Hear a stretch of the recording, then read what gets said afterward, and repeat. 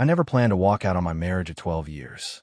But when she pushed me too far, giving me that ultimatum in front of all our friends, something inside me snapped. They say the quiet ones are the most dangerous when they finally break. That night, I discovered exactly what I was capable of, and it terrified everyone, especially her. This is how I reclaimed my manhood and my life. My name is Travis Sutton. I'm 39 years old, and I've been married to Veronica for 12 years. We met at a corporate retreat in Colorado, one of those team-building nightmares where they make you fall backward into your coworkers' arms. She caught me. I remember thinking how steady her hands felt. How sure. That's Veronica all over. Beautiful, confident, unstoppable once she sets her mind to something. Back then, we were the couple everyone wanted to be. The office power duo. We'd stay up late planning our future between kisses, mapping out the trajectory of our careers, our dream house with a wraparound porch, the 2 kids we'd have, a boy and a girl, naturally. We had it all figured out. Funny how life has its own plans. The miscarriage changed things. Changed us. It was early, just 11 weeks, but it ripped through our perfect map like a tornado.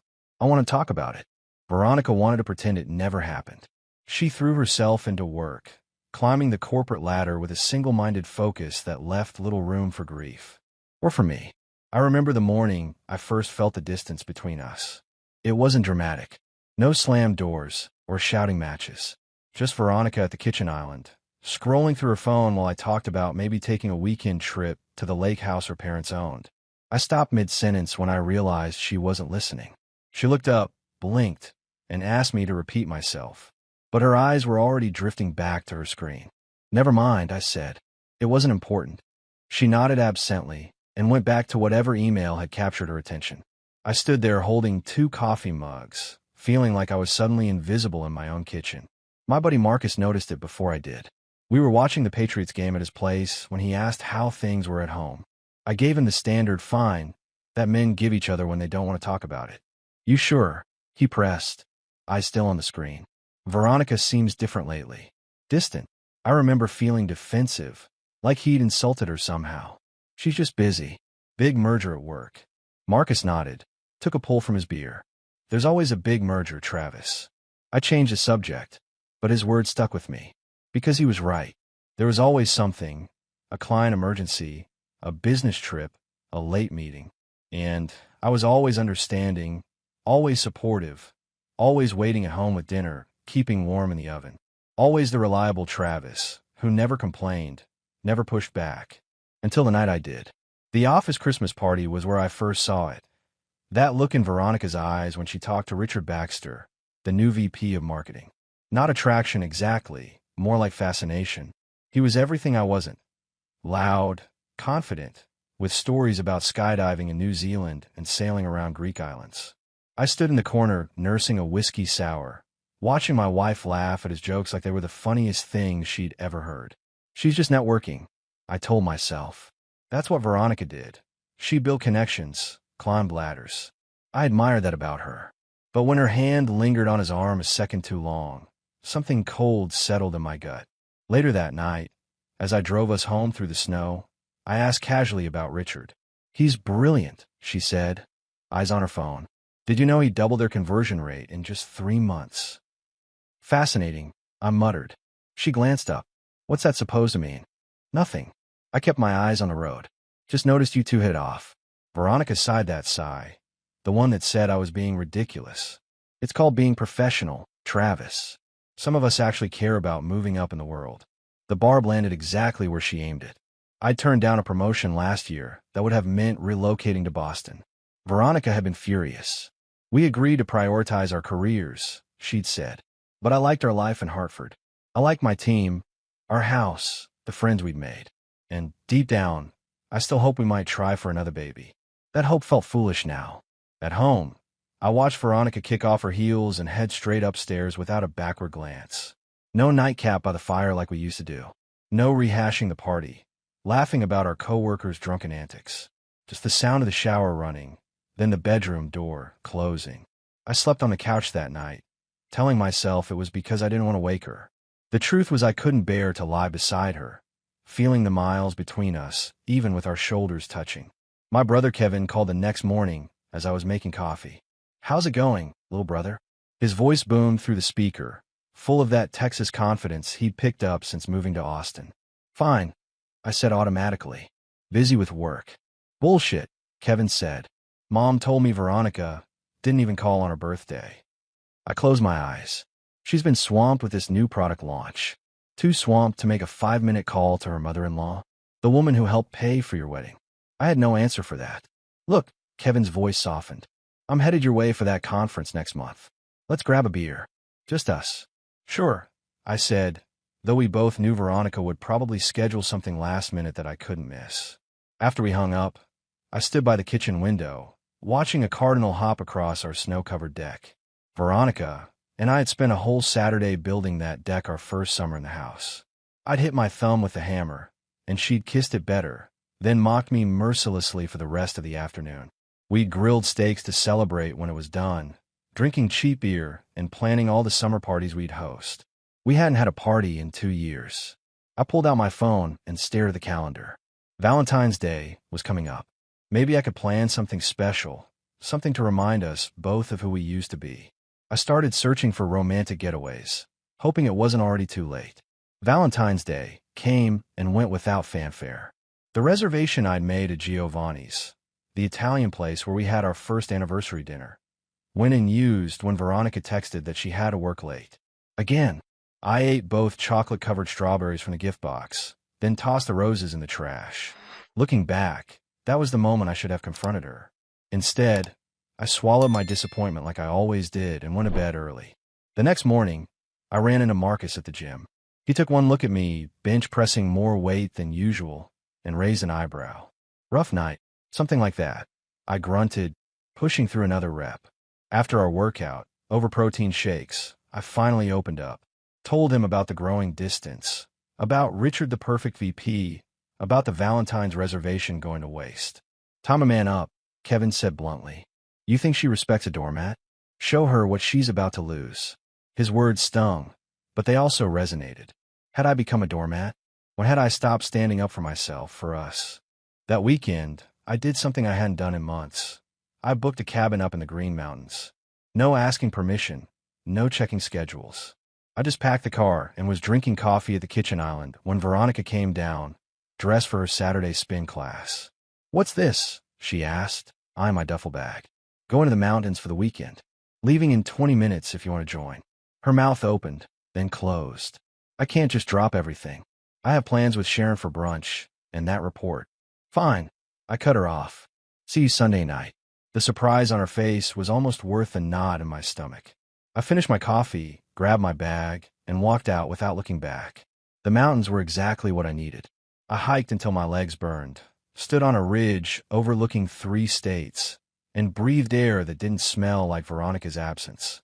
That night, in the silent cabin, I built a fire and faced some hard truths. My marriage was falling apart, and I'd been too afraid to do anything about it. My phone buzzed. "Veronica." I let it go to voicemail, then listened to her message. "Where exactly are you? Sharon's husband just told me the Green Mountain Resort is closed for renovations. Are you with someone? Call me back immediately." I didn't. For the first time in years, I put myself first, and it felt like waking up. The house was dark when I got home Sunday evening. I flipped on the kitchen light and found Veronica sitting at the island, still in her work clothes, her face a carefully controlled mask. "Where the hell have you been?" Her voice was ice. "Exactly where I said I'd be. Beaver Creek Cabin, east side of the mountain." "I called the resort. They said." "I didn't stay at the resort," I interrupted. "I wanted privacy." She studied me like I was a stranger. Maybe I was. The Travis who left Friday wasn't the same man who came back. "So this is what? Your rebellion? Disappearing without telling me where you're staying?" I set my keys down calmly. "When was the last time you told me where you really were, Veronica? All those late nights and weekend emergencies. You think I don't know?" Her eyes widened briefly before narrowing. "What exactly are you accusing me of?" "I'm not accusing. I'm asking why we're still pretending everything's fine when we've been living separate lives for months." She stood up, arms crossed. "You're being ridiculous. I've been working. Some of us have ambition." "No, some of us have priorities. And I'm not yours anymore." The front door opened. Voices in the hallway. I'd forgotten. Game night with the Hendersons and Wilsons. Veronica had insisted we host, though we hadn't played in months. We'll finish this later, she hissed. No, I said firmly. We finish it now. Sharon Henderson's voice called from the entry. Hello. Anybody home? Veronica's face flushed with anger. Don't you dare make a scene. But something in me had snapped. All those months of silence, of accepting less than I deserved. I was done. The couples filed in, bearing wine and snacks, their smiles faltering as they sensed the tension. Veronica put on her social face, the one that had won her Salesperson of the Year 3 times running. Travis just got back from a little solo trip. Who wants wine? But I was tired of the performance. Actually, I said, I think you should all go home. Veronica and I need to talk. She froze, wine bottle in hand. Travis, stop it. You're embarrassing yourself. No, I'm finally being honest. I turned to our friends. I'm sorry, but we're not up for company tonight. That's when she lost it. She slammed the bottle down, red wine splashing onto the white countertop. You don't get to decide this, she snapped. You don't get to waltz back in here after disappearing all weekend and start giving orders. She pushed too far, gave me a choice right in front of everyone. Either get with the program or get out. Stay or go. I didn't speak. I just grabbed my keys and walked away, the silence behind me absolute. I drove through the night with no destination in mind, just the need to put distance between myself and that house. The radio played some country song about broken hearts and empty promises. I switched it off, preferring the silence. Eventually, I found myself at the Blackbird, a dive bar where Marcus and I sometimes watch games. The place was nearly empty on a Sunday night, just a few regulars nursing beers in dark corners. Whiskey.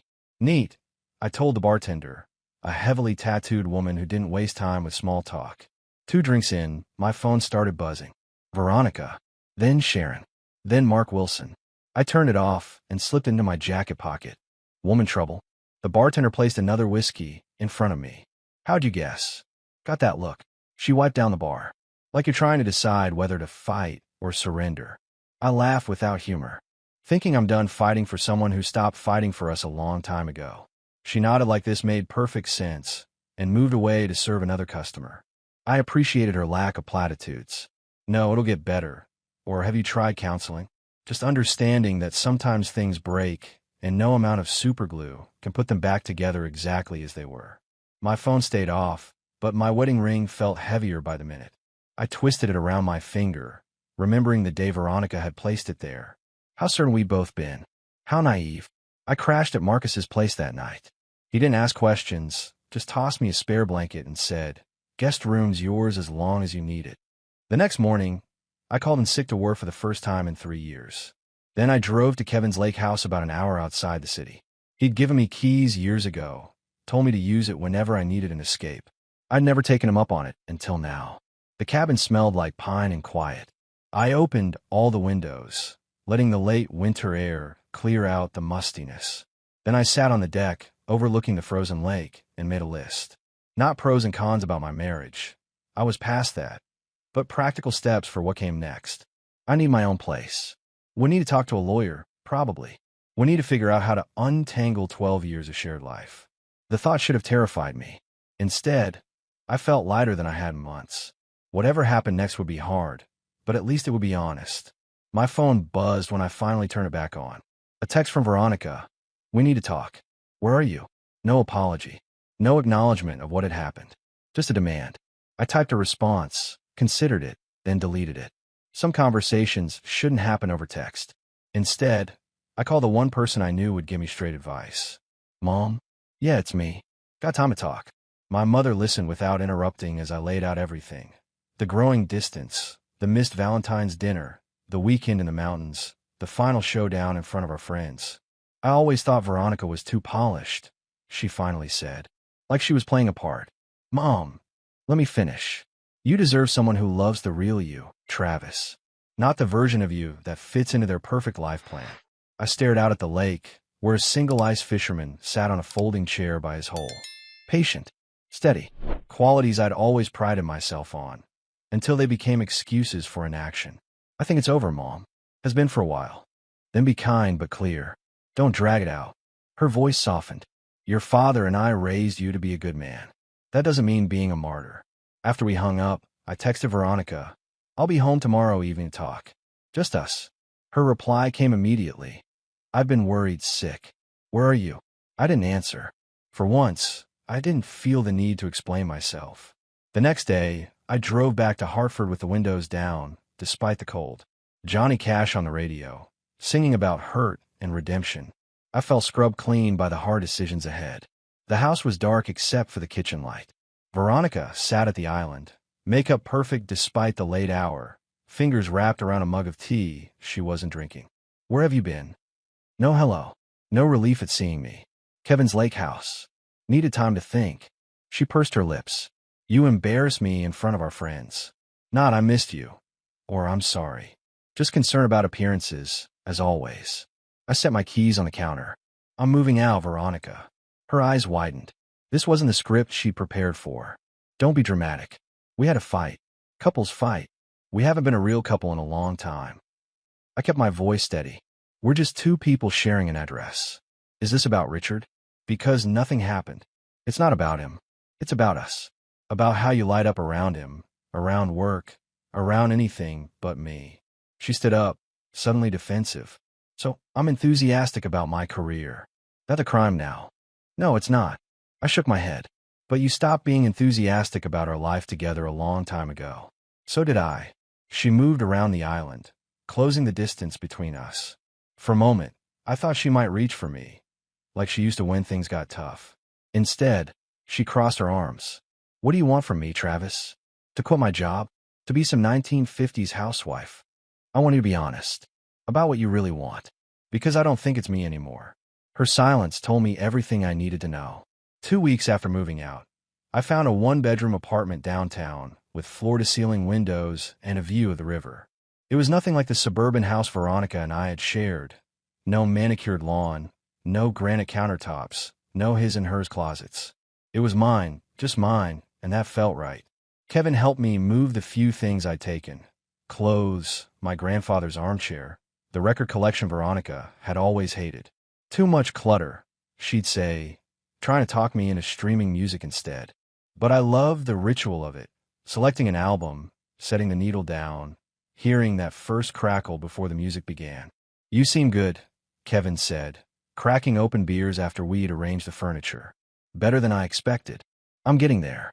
I took a long sip. Filing the divorce papers tomorrow. He raised an eyebrow. That was fast. No chance of working things out. We had one last conversation that made things clear. I hadn't told him about my final night in the house. How Veronica had finally dropped the facade once she realized I was serious. You can't just throw away 12 years, she'd shouted. What will people think? Not, I love you. Or, I'll change.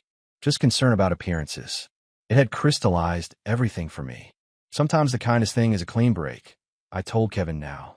He nodded, understanding in his eyes. Proud of you, little brother. Takes guts to start over. Later that night, after Kevin left, I unpacked a box labeled office and found a framed photo of Veronica and me from our honeymoon in Maui. Her smile looked genuine then, her eyes bright with possibilities. I set it aside, not in anger, but in acknowledgement that those two people didn't exist anymore. My phone buzzed. Marcus, checking if I wanted to join him and some guys for Poker Friday night. I texted back a quick yes. Then another text came through. Veronica, the Martins invited us to their anniversary party. What should I tell them? I stared at the phone. Even now, she was thinking about keeping up appearances. I typed back, tell them whatever you want. I won't be there. Then I put on an old Johnny Cash record, poured myself a bourbon, and stood by the window watching the river flow, constant and unchanging despite everything it carried away. The next morning, I met with a divorce attorney recommended by a colleague. Patricia Winters had kind eyes and a no-nonsense attitude that I appreciated immediately. Connecticut is a no-fault state, she explained. Given that you have no children and relatively straightforward assets, this doesn't have to be complicated. I don't want to be, I said. I just want to be fair. She nodded approvingly. You'd be surprised how rare that attitude is. She slid a folder across the desk. Fill these out, and we'll file next week. As I left her office, my phone rang. Mom, how are you holding up? she asked without preamble. One foot in front of the other, I answered honestly, but moving forward. That's my boy. Spring arrived almost overnight, turning the riverfront path outside my apartment into a parade of joggers and dog walkers. I joined them one Saturday morning, running until my lungs burned and sweat soaked through my shirt. Physical pain was oddly comforting, immediate, honest, temporary. 6 weeks had passed since I walked out. The divorce was proceeding quietly. Veronica had been surprisingly cooperative once she realized I wasn't using the process to punish her. We divided our assets through our lawyers, agreed to sell the house, and kept drama to a minimum. I was toweling off after my run when my phone rang. Veronica. I almost let it go to voicemail, then changed my mind. Hello. Travis. Her voice sounded strange, tight. I need to talk to you. In person. My stomach clenched. What's wrong? Nothing's wrong. There are things I need to say. Not over the phone. I hesitated, weighing my options. Okay. When? Can you meet me at Giovanni's? At 7. Giovanni's. Where we'd had our first date. Where I'd made the Valentine's reservation she'd skipped. The irony wasn't lost on me. Fine. I kept my voice neutral. See you then. I arrived exactly on time to find her already seated, wearing a blue dress I'd never seen before. Her hands fidgeted with the stem of her water glass. Thank you for coming, she said as I sat down. I nodded, but said nothing, waiting. I've been seeing someone from work, she blurted out. It's new, but I thought you should hear it from me before rumors started. Richard? I asked, already knowing the answer.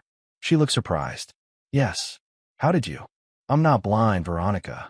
I kept my voice level. Is that what you needed to tell me in person? Because you could have just... No, she interrupted. That's not it. I wanted to say I'm sorry. Of all the things I'd expected, an apology wasn't one of them. I didn't handle things well, she continued. I checked out of our marriage long before I admitted it to myself. I should have been honest with you. Yes, you should have. I felt no satisfaction in her admission, just a dull ache where anger used to be. You deserve better, she said quietly. We both did. I sipped my water. But that's in the past now. She studied my face, seeming to really see me for the first time in months. You look good, Travis. Different. I feel different. I met her gaze steadily. Turns out walking away from something that wasn't working can be the strongest choice. Her eyes widened slightly at that, and I realized she'd expected recriminations, maybe even a plea to reconsider. Instead, she was facing a man who had already moved on. The rest of the dinner passed in surprisingly civil conversation. We talked about the house sale, mutual friends, even reminisced about our early days without bitterness. When the check came, I insisted on paying, a final gesture of closure rather than obligation. Outside the restaurant, she hesitated, then offered her hand. Take care of yourself, Travis. I shook it firmly. You too, Veronica.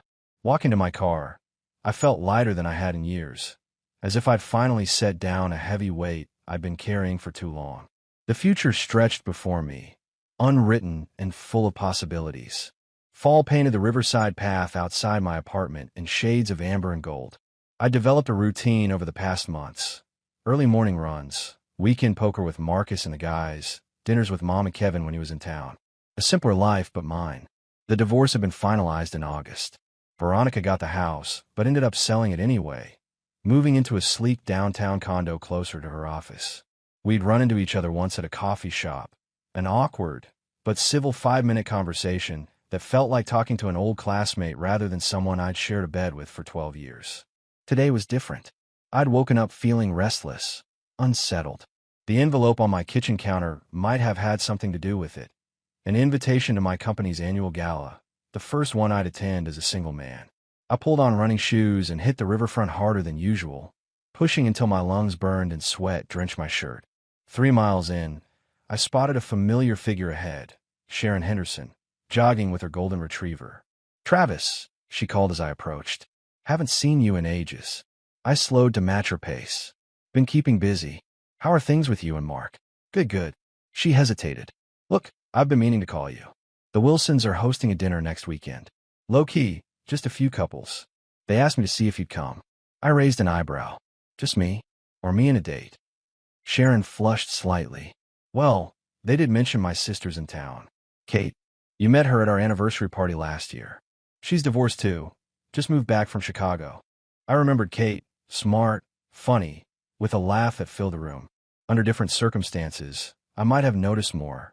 I'm not sure I'm ready for a setup, I said carefully. Not a setup, just dinner with friends. Sharon's expression softened. We miss you, Travis. Not everything has to change just because my marriage imploded in front of all of you. I finished, but without bitterness. She winced. That's not how we see it. I considered it. Hiding from social gatherings wouldn't help me move forward. What time should I be there? Sharon's face brightened. 7. Bring that bourbon Mark likes. Later that day, as I showered after my run, I thought about Kate Henderson, about possibility, about the fact that for the first time since the split, the idea of meeting someone new didn't feel like a betrayal or an impossibility. My phone chimed with a text as I was getting dressed. Kevin, got tickets to the Patriots game next Sunday. You in? I texted back immediately, wouldn't miss it. The rest of the day passed in comfortable routine. Grocery shopping, laundry, prepping meals for the week ahead. Simple tasks that had once been negotiated or delegated in my marriage were now just part of my life. As evening fell, I poured a glass of bourbon and stepped onto my small balcony. The river flowed below, constant and changing all at once. Like me, the Wilsons' dinner party was nothing like I'd expected. No awkward silences, no pitying glances. Just good food, easy conversation, and genuine laughter. The kind that comes from people who've known each other long enough to skip the small talk. Kate Henderson turned out to be even more engaging than I remembered. A literature professor with a wicked sense of humor and a refreshing directness. She asked about my divorce without tiptoeing around it. Mine was a disaster, she admitted over dessert. He cheated with my department chair. Made faculty meetings excruciating. Mine just faded, I said. Like a photograph left in the sun too long. She nodded, understanding in her eyes. Sometimes that's harder. No villain to blame, just two people who couldn't find each other anymore.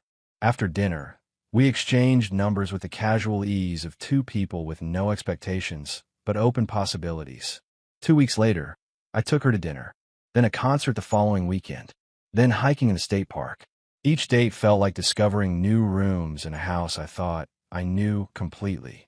On a crisp November morning 6 months after I'd walked out of my marriage, I found myself back at the Blackbird, the dive bar where I'd sought refuge that first night. Not to drink away sorrows this time, but to meet Kevin before the Patriots game. You seem good, he said, studying me over his beer. Really good. I am, I realized. Took some time, but I got there. And this Kate woman? She's part of it. I smiled. Part of it, yeah, but not all of it. I took a sip of my beer. Had to figure out who Travis was on his own first. Kevin nodded approvingly. Mom's impressed.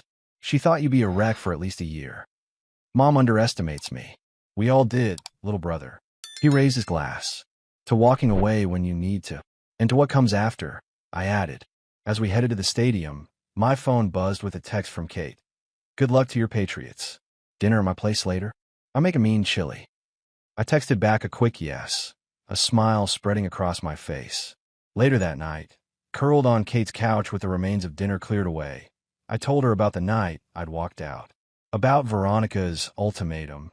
About the silence that followed. About the strength it had taken to step into the unknown. That took courage, Kate said, her fingers intertwined with mine. Not just leaving, but building something new afterward. Turns out I'm stronger than I knew, I said. I'm glad you found out, she replied, leaning in for a kiss that felt like a beginning. Outside, the first snow of winter began to fall, covering the old year's remnants with a promise of something new. I had walked away from a life that no longer fit, and in doing so had walked toward the man I was meant to be all along. Whole, complete, and finally, genuinely happy.